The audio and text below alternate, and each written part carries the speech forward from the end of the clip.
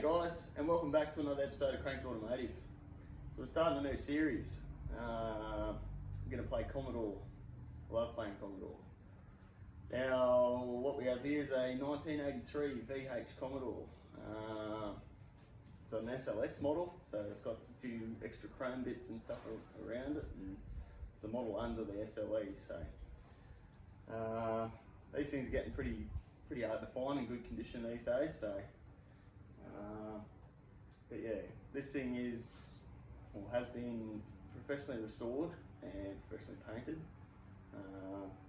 and it's a bit of a project that my sister and I have been working on for quite a few years now. So, been driving around, it's good to cruising and stuff, but fortunately the old Blue 202 is just not really cutting it for us anymore. So, after a bit more power and reliability.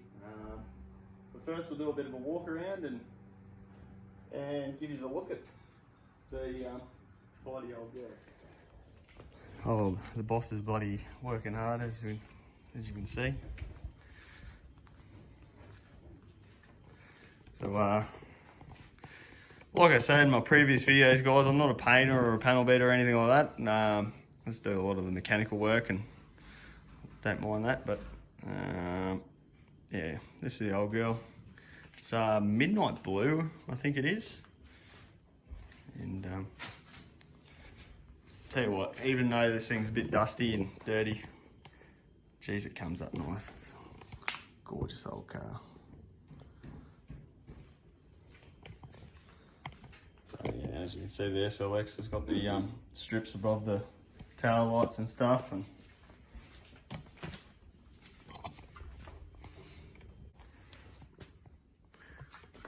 so this thing was originally automatic, and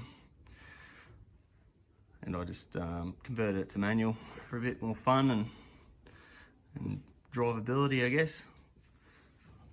Seats are pretty schmicko too.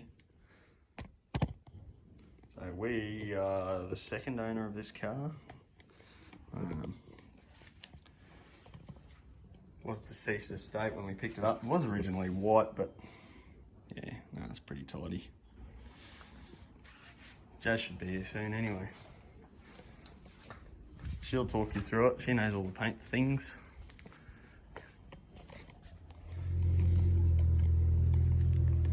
Yeah, pretty tidy.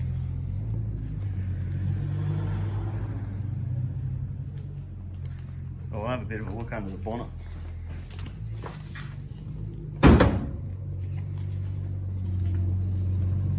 Speak of the devil. About time she got to work.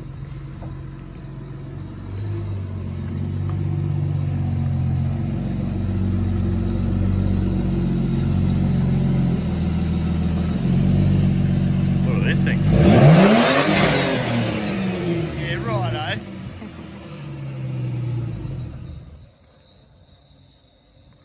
Oh my God. What's going on? Not much, man. So, this is Jasmine. She is the owner of... How you doing? Of this thing here. So I was just going over and trying to talk about the paint work on it. So. Oh, yeah, cool. Okay. About time you got to work. Oh, no, shocking. So, Jasmine and I are the co-owners of this car, or part owners, or whatever you want to call it. So she deals with all the body work and stuff, so she might even be able to tell you what's going on with the paint. Inside scoop. Yep. Alrighty, so we originally got it was white, and it's actually a Mazda colour originally, and we've put a bit more of a sort of a dark flip in the colour, so you can see that it's got that really nice blue, but on the side it'll have like a really dark flip to it. So we've gone round. It was actually in pretty good condition when we got it, to be honest. It didn't have a lot of rust in the windscreen, which these are really, really bad for. And we even recycled some secondhand mags on it and painted them in shadow chrome, so they've got that nice dark look to it. Yeah. Shout out to Anzac Ave Wreckers for Yeah, the thanks, guys. wheels.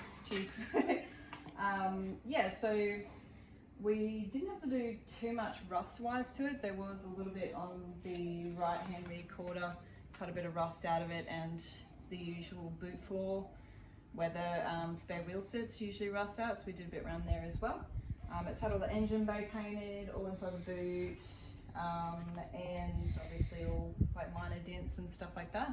It has been poly-primed and it is painted in Enviro base, which was an interesting thing for me because around that time they came out with the new PPG Enviro Clear.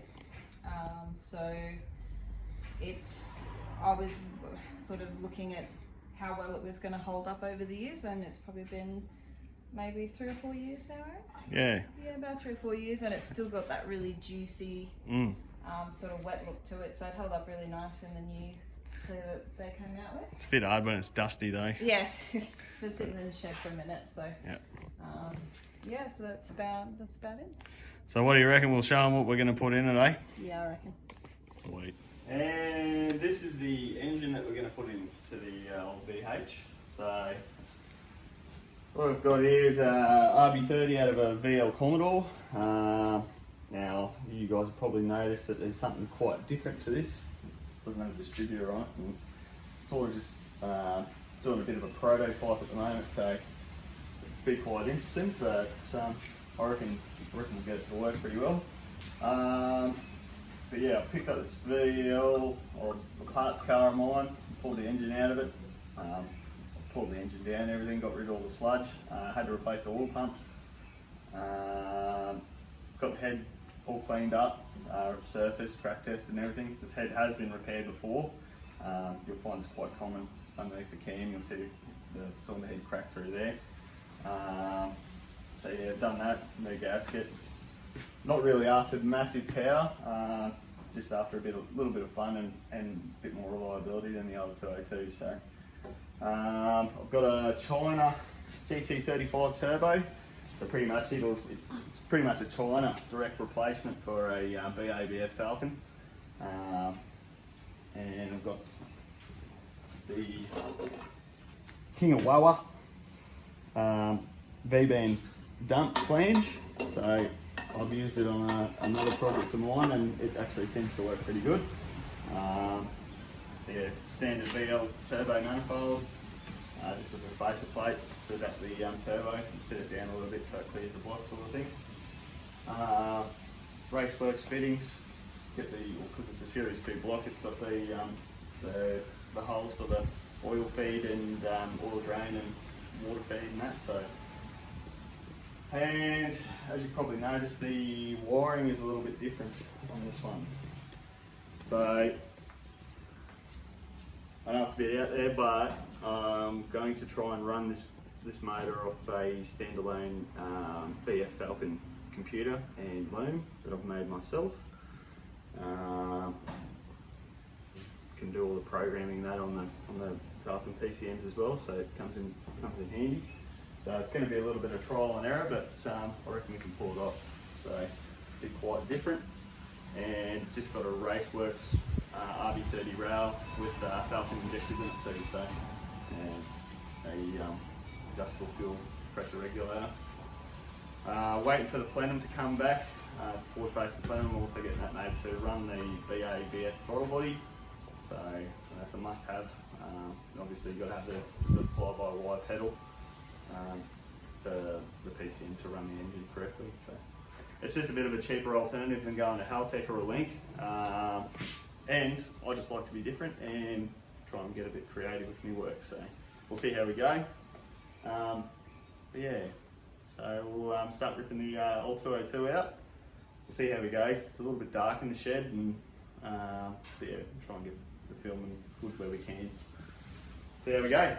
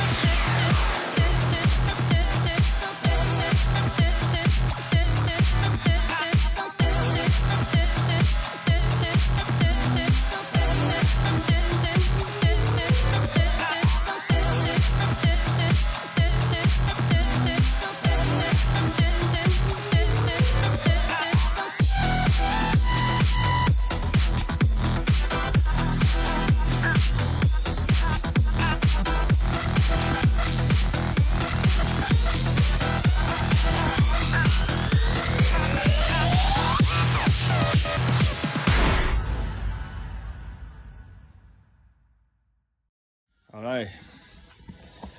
So, gearbox is out. Everything's unbolted and disconnected. I'll pull off the bonnet and we'll take the old hard out. Give the bay a bit of a clean. It's pretty filthy. And we're going to take out the aircon stuff because it didn't really work or anything either, so it's just junk. So that way we got more room for the good stuff going in it. We'll get it happening.